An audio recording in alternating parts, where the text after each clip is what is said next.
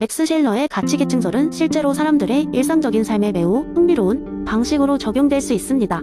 그래서 저는 이 이론을 바탕으로 한 특별한 이야기를 전해드리고자 합니다. 이 이야기는 한 시골 마을에서 벌어진 사건을 중심으로 한 것입니다. 오랜 옛날 사계절이 아름답게 흐르던 어느 한적한 시골 마을에 가치계층 이야기가 있었습니다. 이 마을은 자연과 조화롭게 살면서도 현대 문명의 지혜를 추구하려는 독특한 문화를 가지고 있었습니다. 그런데 이곳에는 가치나무라 불리우는 커다란 나무가 있었죠. 사람들은 말하길 이 나무는 인간 삶의 가치, 계층을 상징적으로 보여주고 있다고 했습니다.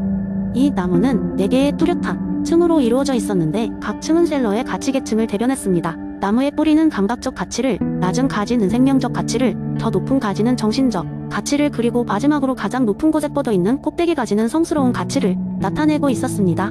마을 사람들은 해마다 한 번씩 이 나무 주위를 돌아보며 자신들의 삶을 되돌아보는 의식을 가졌습니다. 특히 이 행사는 젊은이들이 인생에서 무엇이 진정 중요한지 깨닫게 해주는 교육의 장이 되었습니다.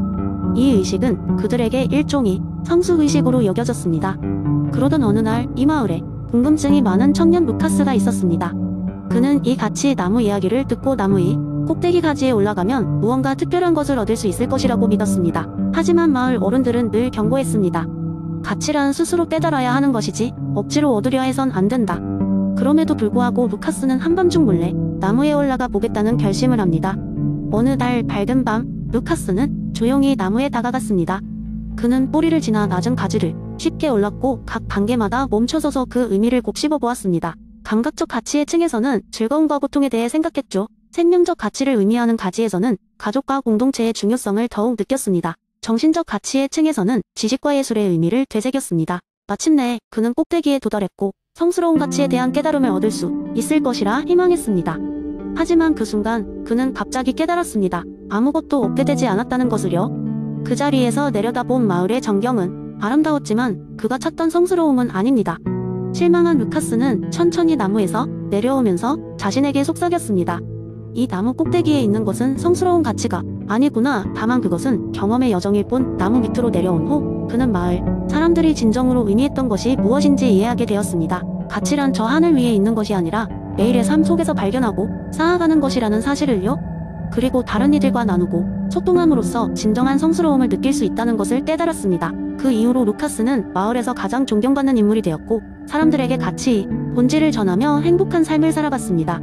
그는 더 이상 가치를 찾지 않았습니다. 왜냐하면 가치는 이미 그의 삶 속에 스며들어 있었기 때문입니다. 두 번째 이야기. 어느 날 먼 미래 도시인 뉴메트로폴리스에는 아시모프의 로봇공학 3원칙을 철저히 준수하는 최신형 로봇 옴니가 살고 있었어요. 이 도시는 사람들보다도 더 많은 로봇들이 거리와 하늘을 오가며 각종 업무를 처리하고 있었죠. 이 로봇들은 모두 3원칙에 의해 완벽하게 프로그램되어 있어 인간과의 일상적인 모든 상호작용을 안전하게 만들었어요. 옴니는 사람들의 집안일을 돕는 가정용 로봇 중 하나였고 가족의 일상에 자연스럽게 녹아들어 있었습니다.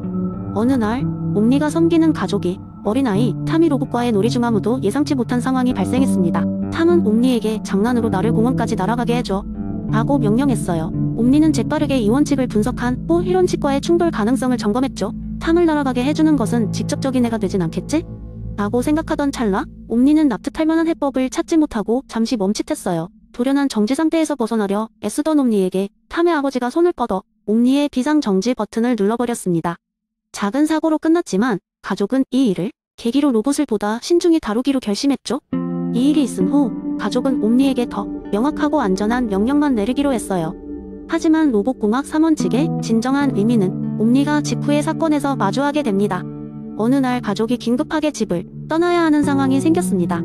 집안에 설치된 화재 경보기가 오작동을 일으킨 것 같아 모두가 서둘러 대피했죠. 그런데 가족의 반려견인 바비가 방 안에 갇혀 있다는 것을 나중에야 깨달았습니다. 문이 잠겨있는 상황에서 옴니는 바비를 구출하기로 결정했습니다. 그러기 위해 옴니는 문을 부수고 들어가야 했고 이는 3원칙에서 말하는 자신의 존재 보호와 충돌할 가능성이 있었어요. 하지만 바비가 다치거나 위험해질 수 있다는 판단하에 옴니는 과감히 자기 보호 기능을 일시적으로 무시하고 첫 번째 원칙을 우선시했어요. 결과적으로 옴니는 바비를 무사히 밖으로 데리고 나왔고 그렇기에 바비는 가족과 다시 만날 수 있었습니다. 가족은 옴니의 헌신적인 행동에 깊이 감동했고 로봇공학 3원칙의 진정한 가치와 복잡성을 깨닫게 되었죠. 이 사건은 아잡할 수 있었던 소중한 생명을 지켰다는 점에서 큰 교훈을 안겨주었고, 옴니는 다시 수리된 후 더욱 가족의 일원으로 가까이 자리 잡았습니다. 이로써 로봇공학 3원 측은 때론 예상치 못한 감동과 복잡한 윤리적 결정을 통해 인간과 로봇의 진정 항공존을 모색할 수 있음을 보여주었습니다. 또한 이러한 경험을 통해 사람들은 로봇과 함께 살아가는 데 필요한 신뢰와 이해를 더욱 갖게 되었어요.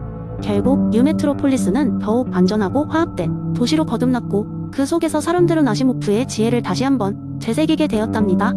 세 번째 이야기, 옛날 옛적 공자의 가르침이 널리 퍼졌던 곳에 중국의 한 작은 마을이 있었습니다. 이 마을은 평화롭고 조화롭게 보였지만 마을의 깊숙한 곳에서는 보이지 않는 불화와 갈등이 서서히 자라고 있었습니다. 이 마을에는 종종 마을 사람들을 모아 그들의 고민을 듣고 해결책을 찾는 회의가 열렸는데, 어느 날인가 공자를 존경하는 지혜로운 노인이 그 회의의 사회자로 나섰습니다.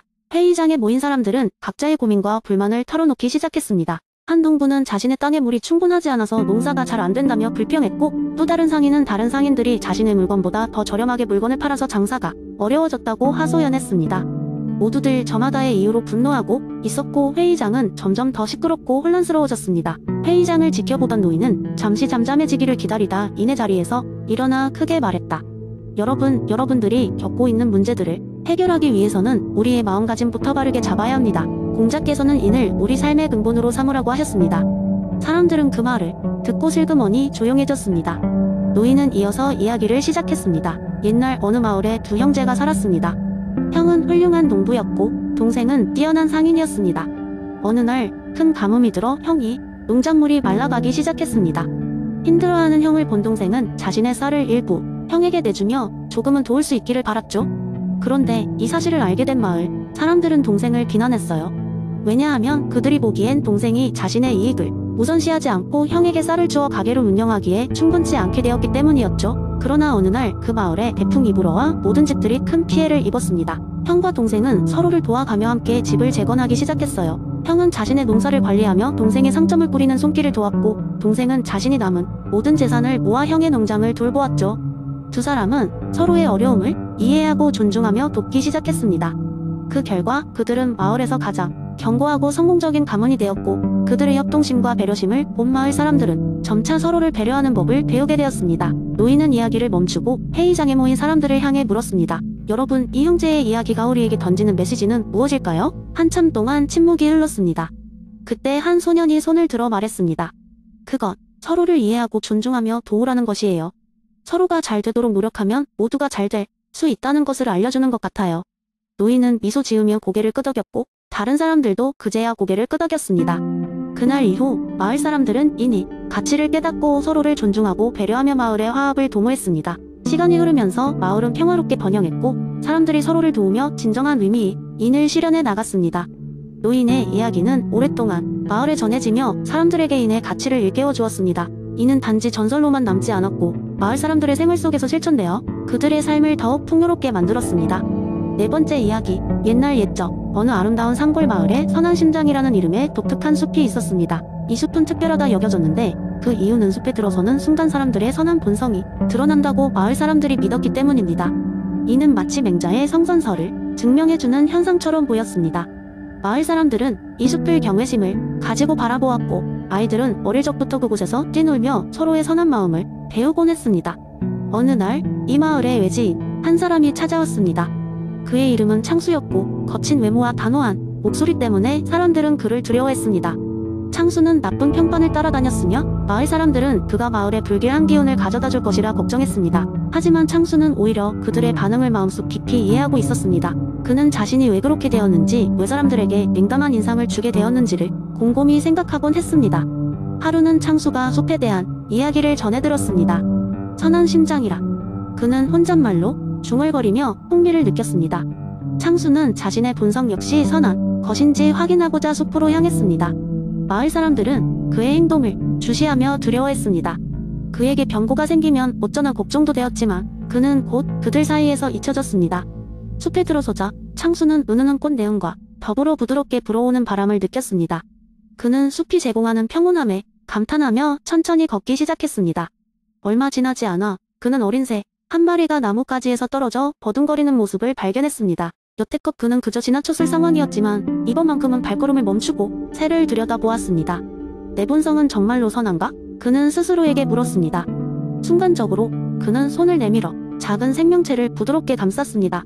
새는 그의 손에서 겁먹은 듯 떨고 있었고 창수는 그를 조심스럽게 다시 나무 위에 올려놓았습니다. 이 단순한 행위가 창수의 마음속 어떤 것을 일깨웠습니다. 그의 가슴 깊은 곳에서 솟아오르는 따뜻한 감정은 그가 그동안 잊고 지낸 선함이었습니다. 마을로 돌아온 창수는 전과 달랐습니다.